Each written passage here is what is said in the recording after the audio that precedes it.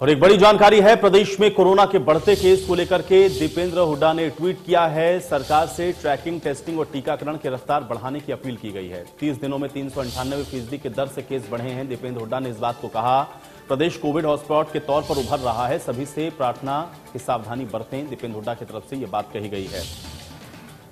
तो trekking, testing को बढ़ाने की बात कही गई है और ट्रीटमेंट को भी बढ़ाने की बात कही गई है। प्रदेश में कोविड हॉटस्पॉट के तौर पर यह प्रदेश अब उभर रहा है, इसलिए दीपेंद्र हुड्डा की तरफ से अपील की गई है कि इन तीनों ही चीजों पर फोकस किया जाए, जिसमें ट्रैकिंग, टेस्टिंग और ट्रीटमेंट पर जोर देना चाहिए। कोरोना को लेकर के यह ट्वीट किया गया है दीपेंद्र हुड्डा की तरफ से। बड़ी जानकारी है, ये ट्वीट भी हम आपको दिखा रहे हैं।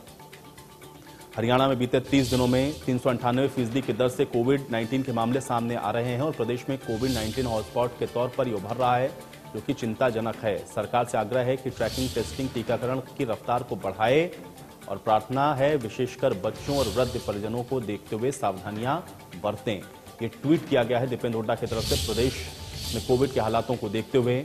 और आप देख रहे हैं कि देश के अंदर एक बार फिर से कोरोना रिटर्न हो रहा है, कोरोना की वापसी आप देख रहे हैं, क्योंकि एक साथ लगभग 40,000 के आसपास केस दर्ज हो रहे हैं पूरे देश के अंदर।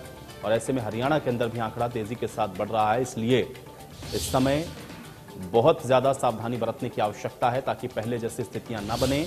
और इसको लेकर के अब ट्वीट्स भी हो रहे हैं, जिसमें दीपेंद्र हुड्डा की तरफ से जो ट्वीट किया गया, ये ट्वीट हम आपको दिखा रहे हैं।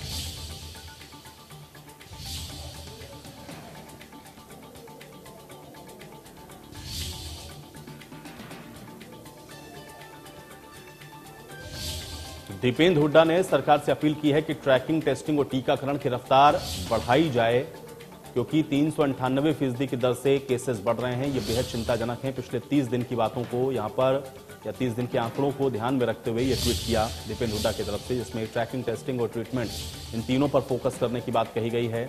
और केस चूंकि तेजी के साथ बढ़ रहे हैं, इसलिए विशेष प्रार्थना वो कर रहे हैं कि उनको ध्यान में रखते हुए वृद्ध और बच्चों को ध्यान में रखते हुए सावधानियां बरतनी बेहद जरूरी है और सभी सावधानी बरतें, ये अपील भी उनकी तरफ से की गई है। साथ ही साथ सरकार से भी ट्रैकिंग, टेस्टिंग को बढ़ाने की बात कही गई है।